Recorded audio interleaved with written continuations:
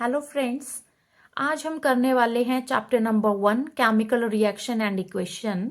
ये चैप्टर है CBSE class 10 का साइंस का फर्स्ट चैप्टर, जिसके नेम से ही आपको आइडिया हो गया होगा कि ये चैप्टर रिलेट कर रहा है students chemical reaction and equation से। लोअर स्टैंडर्ड में ऑलरेडी आप कर चुके हैं केमिकल चेंज क्या होता है, उसी से कहीं रिलेटेड है केमिकल रिएक्शन एंड इक्वेशन। इस चैप्टर में बेसिकली क्या क्या चीजें आने वाली हैं, एक तो आपको बताएंगे कि मतलब कुछ एक एक्टिविटीज के साथ कि इसमें केमिकल चेंज हो रहा है, देन केमिकल इक्वेशंस क्या होती हैं और कैसे हम उनको बैलेंस कर सकते हैं, राइट। और लास्ट टॉपिक में अगर मैं बात करूं, जो ब्रॉड टॉपिक्स आते हैं इसमें, वो है टाइप्स ऑफ केमिकल रिएक्शंस। बहुत सारे इसमें रिएक्शंस दिए हुए हैं, स्टेप बाय स्टेप हम इस चैप्टर को कंप्लीट करेंगे, राइट। तो स्टार्ट करते हैं कि इस चैप्टर का जो स्टार्टिंग में जो हमें बताया जा रहा है वो है कि हमारे डेली रूटीन में अगर हम अपने सराउंडिंग देखें तो सराउंडिंग में बहुत सारे ऐसे रिएक्शंस होते हैं, बहुत सारे ऐसे चेंजेस होते हैं। अगर हम उनको ऑब्जर्व करें तो ठीक है। तो बेसिकली अगर मैं उन सारे चेंजेस को डिवाइड करूं तो वो दो टाइप के होते हैं। एक होते हैं physical change, another is chemical change. तो फिजिकल चेंज होता है students temporary change and chemical change is permanent change. Okay, ये जो केमिकल चेंज होता है एक परमानेंट होता है और इसमें क्या होता है, एक न्यू सब्सटेंस बनता है, राइट। और इसको परमानेंट क्यों कहते हैं, क्योंकि ये इनिशियल से फाइनल में चेंज हो जाता है और फाइनल जो चेंज आता है वो इनिशियल में चेंज नहीं होता, राइट। जैसे कि अगर मैं आपको एग्जांपल देती हूँ, मिल्क कन्वर्टेड इनटू कर्ड, तो कर्ड जो है वो दोबारा मिल्क नहीं बनता, ठीक है। इसको इसीलिए हम क्या बोलते हैं, केमिकल चेंज कहते हैं, right. So chemical change occur, we can say that chemical reaction has takes place. It means कि chemical जो reactions होते हैं वो कहीं ना कहीं किस पे डिपेंडेंट होते हैं, केमिकल चेंजेस के ऊपर डिपेंड होते हैं। जहां केमिकल चेंज होगा वहीं पर क्या होगा स्टूडेंट्स, केमिकल रिएक्शंस होगा, राइट। और जो क्वेश्चन हमारे माइंड में अराइज हो रहे हैं वो है कि how do we come to know that chemical reaction has takes place. So let's perform some activities to find the answer to these questions. वो क्या है हमारे एक्टिविटीज, क्या क्या हम कर सकते हैं इसमें। देखो, जैसे कि फर्स्ट एक्टिविटी हमारे पास दी हुई है, ये जो एक्टिविटी है it is related with the magnesium. इसमें हमने क्या करना होता है, clean the magnesium ribbon about 3 to 4 centimetre long bye rubbing it with sand paper. Side by side में आपको ये भी बताती चलती जा रही हूँ बेटा कि ये जो क्वेश्चन है ये डायरेक्टली बोर्ड में आ चुका है, ठीक है। तो अब अपने ध्यान से ध्यान देना है, क्योंकि ऐसे नहीं तो आपको मतलब ये भी कह सकती हूँ मैं, केस बेस्ड स्टडी भी आ जाती है, डायरेक्ट क्वेश्चंस भी बन जाते हैं और आपको ये भी पूछ सकते हैं कि कोई एक एक्टिविटी बेस्ड करके आपको क्वेश्चन आ सकता है कि एक्सप्लेन करिए केमिकल रिएक्शन या केमिकल चेंज, राइट। तो देखो, सबसे पहले हमने क्या करना है, एक मैग्नीशियम रिबन ले लेना है और उसको रब करना है हमने सैंड पेपर से। तो यहाँ एक क्वेश्चन अराइज हो रहा है कि क्यों इसको सैंड पेपर से हमें रब करना पड़ता है। देखो, होता क्या है, जो एक मैग्नीशियम है ना रिबन, उसका एक पीस है मान लो, जब उसको हम ओपन एयर में रखते हैं, ये है मैग्नीशियम, इसके साथ जब एयर में हम इसको रखेंगे तो इसके साथ ऑक्सीजन रिएक्ट कर जाता है और ये बना देता है MgO। तो अभी जो हमारे पास मैग्नीशियम रिबन है ना, वो है MgO की फॉर्म में। इट मीन्स कि उसके पास क्या है, एक्स्ट्रा क्या है उसके पास, ये ऑक्सीजन ज्वाइन कर चुका है। इसीलिए हमें क्या करना पड़ेगा, उसको सैंड पेपर से रब करना पड़ेगा, उसको क्लीन करना पड़ेगा, राइट। अब इसको होल्ड करेंगे एक टोंग की हेल्प से। टोंग क्या होता है, एक चिमटे की शेप में एक इंस्ट्रूमेंट होता है जो हमें हेल्प करता है मैग्नीशियम रिबन को पकड़ने के लिए और इसको बर्न करने के लिए। बर्नर की हेल्प से हम इसको बर्न करेंगे। हमने ले लिया एक वॉच ग्लास, जिसमें कि क्या होगा, मैग्नीशियम रिबन बर्न होके जो इसकी राख गिरेगी ना, वो यहाँ पे कलेक्ट हो जाएगी। देखो क्या लिखा हुआ है, मैग्नीशियम ऑक्साइड, राइट। तो इट मीन्स कि जब बर्न करेंगे मैग्नीशियम रिबन को एयर में तो मैग्नीशियम ऑक्साइड जो है वो कलेक्ट हो जाएंगे। तो यहाँ पर क्वेश्चन जो बनता है वो बन गया कि व्हाट डू यू ऑब्जर्व। तो कई बार क्या होता है, बोर्ड में डायरेक्ट आ चुका है ये क्वेश्चन कि ऑब्जर्वेशन क्या है आपके इस क्वेश्चन की। नहीं तो आपको केस बेस्ड दे देंगे या आपको सिंपल पिक्चर दे देंगे एंड दे विल आस्क कि व्हाट इज द ऑब्जर्वेशन है। ओके, तो ये सारा का सारा जो पैराग्राफ है बहुत ज्यादा इंपॉर्टेंट है। आपकी ऑब्जर्वेशन का आपका आंसर इसी में लिखा हुआ है। देखो, what we will observe कि magnesium ribbon burn with a dazzling white flame and changes into a white powder, and this powder is what? This powder is magnesium oxide, and it is formed due to the reaction between the magnesium and oxygen which is present in the air. Clear? तो ये तो आपके पास बहुत ही important question एक बन गया board का. Come to the activity 1.2. इसमें क्या लिया है? लेड नाइट्रेट लिया है एक टेस्ट ट्यूब में, और इसमें एक पोटाशियम आयोडाइड सोल्यूशन ऐड कर दिया है. And what do you observe? इसमें हमने क्या ऑब्जर्व करना है और क्या क्या चीजें हमने इसमें ऐड की हुई है. तो सबसे पहले यहाँ हम इसका जो है वो फॉर्मूले लिख लेते हैं. मैं आपको समझाती हूँ कि किस तरीके से क्या चीज इसमें बन रही है, क्या ऑब्जर्वेशन है आपके पास. ये है 2Ki to give PbI2 plus 2KNO3 बन जाता है. जब हम इस लेड नाइट्रेट में पोटाशियम आयोडाइड ऐड करते हैं, देन यहां पर एक कंपाउंड बन रहा है PbI2, और इसका जो कलर होगा वो ये हो जाएंगे येलो प्रेसिपिटेट. इसकी वजह से यहां बन जाएंगे PbI2. तो बोर्ड में डायरेक्ट क्वेश्चन आ चुका है. ठीक है, आप लास्ट ईयर के जो क्वेश्चन पेपर उठा के देखिए. मैं ऐसी नहीं कह रही हूं कि हाँ मैं जो लाइन पढ़ा रही हूं उसमें से आपको मैं कह रही हूं कि बोर्ड में क्वेश्चन आ चुका है. नहीं, आप जाइए और देखिए कि ये क्वेश्चन सच में है या नहीं है. राइट? तो देखो बोर्ड में जो क्वेश्चन आ गया था वो इस तरीके से पूछा हुआ था कि अगर आपको ये दो चीजें बता दी हुई हैं और ये पूछ लिया कि what do you observe, directly यही क्वेश्चन था, तो आपका आंसर जो था वो ये होने वाला है कि ऑब्जर्वेशन क्या है आपके पास कि यहां पर क्या बन गए हैं? येलो प्रेसिपिटेट बन गए हैं. येलो प्रेसिपिटेट, यहां पे मैं प्रेसिपिटेट बार बार बोल रही हूं, तो होता क्या है प्रेसिपिटेट? इनसॉल्युबल सॉलिड सब्सटेंसेस होता है, जिसको हम शॉर्ट टर्म में क्या बोलते हैं? PPT कहते हैं. ठीक है, वो यहां पर कलर में येलो बन जाते हैं. Come to the activity 1.3. इस एक्टिविटी में क्या कह रहे हैं कि एक फ्लास्क ले लिया है. फ्लास्क में जिंक ग्रैन्यूल्स हैं. ठीक है, granule mean small small parts. Clear? इसमें डाल दिया डाइल्यूट सल्फ्यूरिक एसिड या फिर हाइड्रोक्लोरिक एसिड भी आप ऐड कर सकते हैं इसमें. And do you observe anything happening around the zinc granule touch the conical flask और test tube? Is there any change in this temperature? तो आपने क्या देखा कि जब ये सारी चीजें ऐड की है एक फ्लास्क में, तो क्या चेंज होता है जब आप टच करो इस कॉनिकल फ्लास्क को? तो देखो क्या बन जाएगा हमारे पास. Zn है zinc plus 2HCl to give ZnCl2 plus H2. तो मेरा फोकस रहेगा बेटा इस H2 के ऊपर, क्योंकि यहां भी बनाया हुआ हाइड्रोजन गैस जो क्या हो रही है? रिलीज हो रही है, क्योंकि एरो भी ऐसे ही दिखा रहे हैं. तो यहां पर क्या ऑब्जर्वेशन है हमारे पास कि ये जब आप टच करोगे कॉनिकल फ्लास्क को तो समवट क्या हो जाएगा? वो आपको ऐसा हीट सेंसेशन देगा. Clear?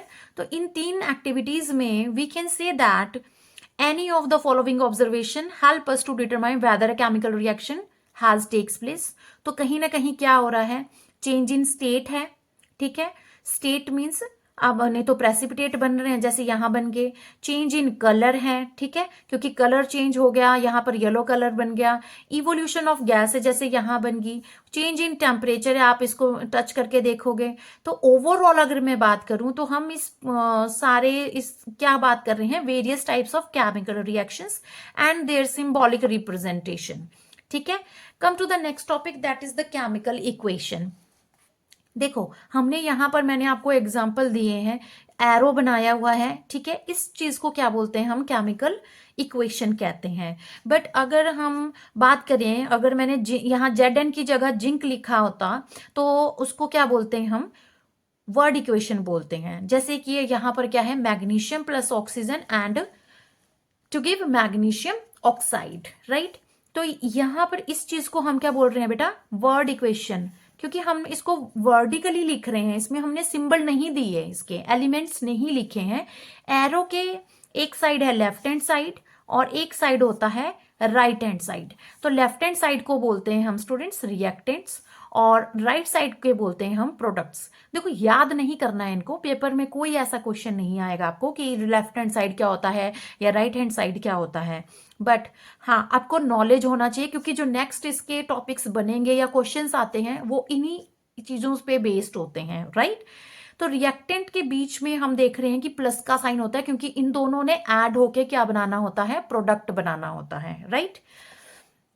How to write a chemical equation, जैसे कि हमने स्टार्टिंग में फर्स्ट जो केमिकल हमने एक्टिविटी देखी थी यहाँ पर केमिकल रिएक्शन जिसमें हुआ था, वहां पर क्या हो रहा था, Mg+O2 और MgO बना था ना। उसमें मैंने आपको बताया कि मैग्नीशियम जो एक रिबन होता है उसके ऊपर ऑक्सीजन आ जाता है और वो क्या बना देता है, MgO।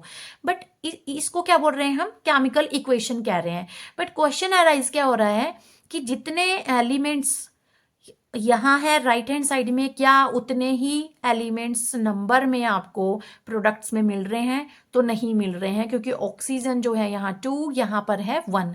तो ये क्या है, अनबैलेंस है, बैलेंस ये इक्वेशन नहीं है हमारे पास। क्लियर।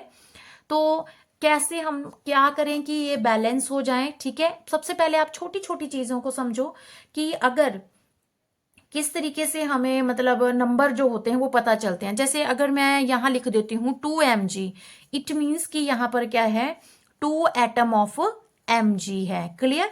अगर मैं आपके पास एग्जांपल देती हूँ यहाँ पर कि 3O2 है, तो इस केस में क्या होता है कि जो 3 और 2 है इन दोनों को मल्टीप्लाई करेंगे तो क्या लिखेंगे हम, कितने एटम हो गए इसके, 6 हो गए, 3 2 6 होता है, ठीक है।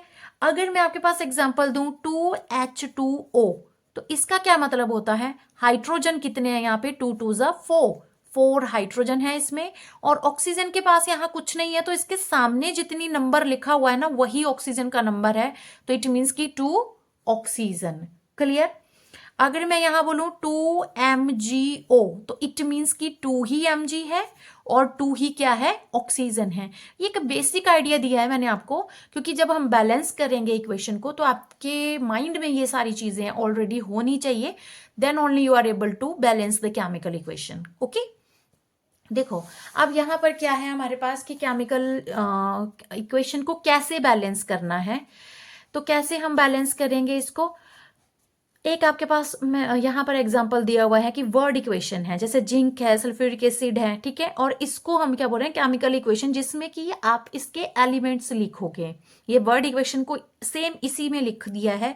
तो कुछ चीजें हैं, सबसे पहले हमें क्या आइडिया होना चाहिए कि number of atom in reactants and number of atoms in products, right hand side और लेफ्ट हैंड साइड। जैसे कि इस इक्वेशन में क्या है, एरो के इस साइड है लेफ्ट हैंड साइड, एरो के इस साइड क्या होता है, राइट हैंड साइड। तो हम क्या करेंगे, इनके नंबर लिख लेंगे। तो जब हम इसके नंबर लिखेंगे तो वो हम देखेंगे कि इक्वली आ गए हैं। अगर वो इक्वल है इट मीन्स कि ये क्या है, आपकी बैलेंस है, क्योंकि number of atom of each element is same on both side of the arrow is a balance chemical equation. अब मान लो कि आपके पास ऐसी कोई केमिकल इक्वेशन है जिसमें नंबर सेम नहीं आ रहे हैं, then how to balance this chemical equation. जैसे कि एग्जांपल ले लिया हमने नेक्स्ट, फेरिक वाला, ठीक है। Ferric plus water to give Fe3O4 plus H2। अब देखो इस केस में हम कैसे करेंगे किसी इक्वेशन को बैलेंस, तो स्टेप बाय स्टेप मैं आपको समझाती हूँ। अब एक और चीज आपने समझनी है कि जब बैलेंस करते हैं ना हम केमिकल इक्वेशन को, तो ये किस बेस पे होता है। बहुत बार ये क्वेश्चन आ चुका है कि law of conservation of mass के अकॉर्डिंग हम इसको बैलेंस करते हैं। हमारी अपनी ये नहीं है, विश नहीं है कि हमने इसको इक्वल बनाना है, लॉ के अकॉर्डिंग हम कर रहे हैं, क्योंकि ये लॉ क्या कहता है कि मास can neither be created nor destroy in a chemical reaction. Clear. तो इन चीजों पे आपने ध्यान देना है। इस लॉ क्या कहता है कि जितने रिएक्टेंट होंगे उतने ही क्या होने चाहिए, नंबर ऑफ प्रोडक्ट्स होने चाहिए। क्लियर। तो देखो स्टेप बाय स्टेप हम कैसे समझेंगे। फर्स्ट स्टेप में क्या कहते हैं कि जैसे हमें कोई वर्ड इक्वेशन या केमिकल इक्वेशन दी होती है, हम उसमें कोई भी चीज ऐड नहीं कर सकते, ना कोई चीज डिलीट कर सकते हैं। जैसे कि अब यहाँ पे है H2O, अब मेरी विश है कि मैं O को यहाँ 3 बना देती हूँ इसके नीचे, तो ऐसा नहीं होगा। अब देखो यहाँ पर है Fe3O4, मेरी मर्जी ऐसी नहीं चलेगी कि मैं O4 की जगह क्या कर दूं, O6 कर दूं। तो सबसे पहला जो स्टेप है, रूल है, वो यही है स्टूडेंट्स कि do not change anything inside the box while balancing the equation. जैसी है वो वैसी ही रहनी चाहिए, ठीक है। स्टेप नंबर 2 में क्या कर देंगे, लेफ्ट हैंड साइड और राइट हैंड साइड के जो नंबर ऑफ एटम्स हैं रिएक्टेंट में और प्रोडक्ट्स में, उनको लिखेंगे। इनको लिखने के बाद हम ऑब्जर्व करेंगे कि क्या ये नंबर सेम है। अगर नंबर सेम नहीं है, देखो यहां पर 1 है, यहां 3 है, ऑक्सीजन यहां 1 है, यहां 4 है, इट मीन्स कि ये नंबर तो नहीं है सेम। अगर स्टूडेंट्स नंबर सेम नहीं होते हैं तो हमें अपनी कन्वीनियंट के हिसाब से स्टार्ट कर देना है बैलेंस करना, ठीक है। किसी भी कंपाउंड को हम क्या करेंगे, बैलेंस कर देंगे। इसमें अगर मैं आपको बोलूं तो सबसे पहले हम क्या करते हैं, ऐसे कंपाउंड को सिलेक्ट करते हैं which have elements maximum number of atoms. ये चीज आप स्टार बना लीजिए, क्योंकि ये चीज बहुत ज्यादा इंपॉर्टेंट है। जो भी केमिकल इक्वेशन हमारे पास दी हुई है, सबसे पहले हम किसको बैलेंस करेंगे, ऐसे कंपाउंड को सिलेक्ट करना है। Select the in that compound select the elements which has maximum number of atom. अब देखो इस केस में सबसे ज्यादा जो नंबर ऑफ एटम्स हैं वो कहाँ है, ये है हमारे पास यहाँ, क्योंकि H2O यहाँ हाइड्रोजन सिर्फ 2 है, ठीक है। यहां पर Fe3O4 है, तो इस कंपाउंड को हमने सिलेक्ट कर दिया। इसमें भी हम ये देखेंगे कि सबसे ज्यादा नंबर किस में है एटम में, तो यहाँ Fe है 3, O है 4। इट मीन्स कि मुझे ऑक्सीजन पे ज्यादा नंबर दिखाई दे रहे हैं, तो सबसे पहले हम क्या करेंगे, ऑक्सीजन को ही बैलेंस करेंगे स्टूडेंट्स, ओके। देखो अब इनिशियल स्टेज में ऑक्सीजन है 1 और प्रोडक्ट्स में क्या है इसका 4। तो हम इसको बैलेंस करने का क्या मतलब होता है कि दोनों साइड क्या होने चाहिए, इक्वल नंबर आना चाहिए। तो एक साइड है 4, एक साइड है 1, तो मैं क्या करूंगी, इस 1 को मल्टीप्लाई करूंगी 4 के साथ, ताकि दोनों साइड क्या हो जाएंगे, 4 आ जाएगा। तो स्टेप बाय स्टेप हम करते जा रहे हैं। अब देखो यहां पर मैंने क्या कर दिया, इधर इस साइड 4 है ऑक्सीजन, तो यहां बनाने के लिए मैंने वाटर के साथ 4 ऐड कर दिया। बट इससे क्या हो जाएगा ना कि जो अब यहां तक तो हमारा क्लियर हो गया। अब स्टेप 4 में इसकी वजह से क्या हो जाएगा, जो हाइड्रोजन का नंबर होगा ना वो क्या हो जाएगा, वेरी कर जाएगा। अब हाइड्रोजन जो है वो इनिशियल में है 8 इन रिएक्टेंट, देखो 4 और 2 यहां पर है, तो 4 2 जा 8 हो जाता है। और प्रोडक्ट में भी हमारे पास थे 2, तो इसको भी हमें 8 करना है, तो हमें 4 से इसको क्या करना पड़ेगा, मल्टीप्लाई करना पड़ेगा। तो हम 4 को यहाँ देखो, यहाँ H2 है, इसको मैंने क्या कर दिया, 4 से मल्टीप्लाई कर दिया स्टूडेंट्स। तो अब मेरे पास ऑक्सीजन और हाइड्रोजन जो है वो बैलेंस हो चुके हैं। अब थर्ड थिंग कौन रह गया मेरे पास, Fe रह गया। स्टेप नंबर 5 क्या कहता है कि हम ये ऐसा एलिमेंट पिक करेंगे जो अभी तक बैलेंस नहीं हुआ, और वो कौन सा है, आयरन है। देखो आयरन जो है वो रिएक्टेंट में है 1 और प्रोडक्ट में है 3, तो यहां पर मुझे इसको 3 बनाने के लिए क्या करना पड़ेगा, इसको मल्टीप्लाई करना पड़ेगा 3 के साथ 1 को।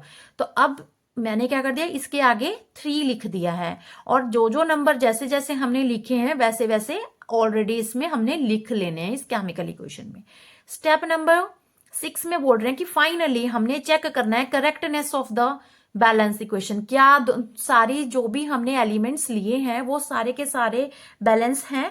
तो देखो अब मैंने इस तरीके से लिख दिया इसको, ये वाली equation 3Fe plus 4H2O to give Fe3O4 plus 4H2। तो इसका मतलब है कि हमारे पास जितने Fe यहाँ 3 है, यहाँ भी 3 हो गए, यहाँ हाइड्रोजन 8 है, यहाँ भी 8 हो गए, यहाँ पर ऑक्सीजन है 4 और यहाँ पर भी है 4। इट मीन्स कि ये क्या है, मेरे पास बैलेंस इक्वेशन है, ठीक है। अब इसी कई बार ऐसा भी क्वेश्चन आ चुका है कि this method of balancing chemical equation is called hit and trial method.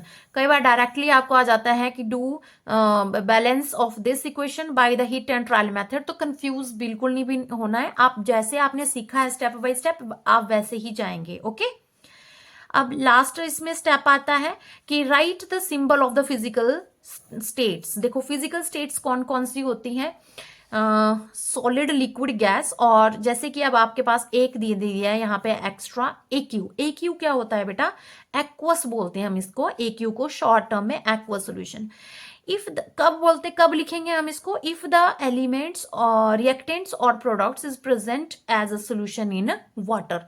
अगर वो वाटर में है तो हम क्या बोल देंगे उसको, एक्वस सोल्यूशन बोलेंगे। ओके, अब देखो कंफ्यूज नहीं होना है बिल्कुल भी। अब आपके माइंड में ये नहीं होना चाहिए कि ओके फिजिकल स्टेट्स नहीं लिखी तो क्या बोर्ड के पेपर में हमारे मार्क्स काटे जाएंगे। ठीक है, तो इसका जो आंसर है वो है नो, आपके मार्क्स नहीं काटेगा कोई भी। हाँ, अगर क्वेश्चन में ही आपको बोला हुआ है कि right the symbol of physical state और आप नहीं लिख रहे हो तभी एग्जामिनर आपके मार्क्स काटेगा, अदरवाइज कोई जरूरत नहीं होती है। हम डायरेक्ट लिखते हैं, कोई ऐसे जरूरत नहीं होती है कि आप सॉलिड लिखिए, आप गैस लिखिए, ऐसी कोई ऐसी कंपल्शन नहीं होती है। जैसे यहाँ पर लिख दिया हमने कि ये क्या है, सॉलिड है, ये गैस है।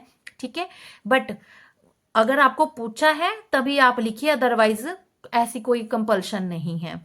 एक और चीज हमने समझनी है इसमें कि कुछ एक केमिकल रिएक्शंस ऐसे होते हैं जिसमें एरो के ऊपर लिखा होता है। अब देखो ये वाला जो हमने केमिकल इक्वेशन किया था, इसमें कोई एरो के ऊपर कुछ नहीं लिखा है, बट कुछ एक रिएक्शंस होते हैं जिनमें कुछ एक कंडीशंस लिखी होती हैं। जैसे यहाँ पे प्रेशर का दिया हुआ है, या आप ये बोल सकते हो कि कैटालिस्ट हम यूज करते हैं। देखो कैटालिस्ट क्या होता है, अगर कई बार क्या होता है हम बाहर से, जैसे हमने क्या कर लिया, एक कोई भी हम एक कर सकते हैं रिएक्शन। एक फ्लास्क में हमने कोई केमिकल ले लिया, ए केमिकल, फिर उसमें हमने क्या डाल दिया, बी केमिकल डाल दिया, पर ये क्या हो रहा है, नहीं मतलब मिक्स नहीं हो रहे हैं या रिएक्शन नहीं हो रहा है, तो हमें ऊपर से क्या करना पड़ता है, एक्स्ट्रा चीजें ऐड करनी पड़ती है इस रिएक्शंस को प्रोसीड करने के लिए।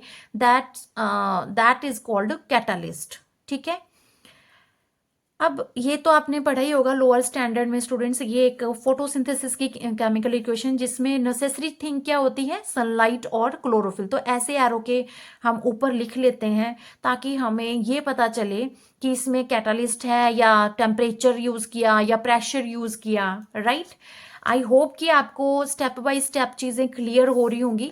अगर स्टूडेंट्स कोई भी डाउट आपके माइंड में अराइज हो रहा है, आप कमेंट बॉक्स में प्लीज़ उसको टाइप करिए। ठीक है, मैं नेक्स्ट वीडियो में उन क्वेरीज को जरूर लूँगी, क्योंकि देखो हम वीडियो बना रहे हैं, ये बहुत सारे बच्चे होते हैं, अपनी अपनी क्वेरीज होती हैं सबकी। ठीक, तो आप बिल्कुल मतलब ये ना सोचें कि हाँ जी हमारे डाउट्स क्लियर होंगे या नहीं होंगे। जो भी डाउट आपके माइंड में अराइज हो रहे हैं आप कमेंट बॉक्स में उसको डालिए। अब इसी जो हमने अभी तक स्टडी कर लिया, केमिकल एक्टिविटीज कर ली, बैलेंस कर लिया इक्वेशंस, इन्हीं बेस पे कुछ आपके पास क्वेश्चंस हैं। नेक्स्ट वीडियो में मैं आपसे इन क्वेश्चन के बारे में डिस्कस करूंगी। अगर आपको लगता है कि आप कर सकते हैं तो पहले आप ट्राई करिए। ठीक है, मिलते हैं नेक्स्ट वीडियो में जिसमें मैं आपसे ये डिस्कस करने वाली हूँ, स्टेप बाय स्टेप चैप्टर को कंप्लीट करेंगे। ये नहीं कि मैं एक ही वीडियो में आपके साथ सारी चीजें क्लियर कर लूंगी। राइट, तो मिलते हैं। Okay, bye bye, take care.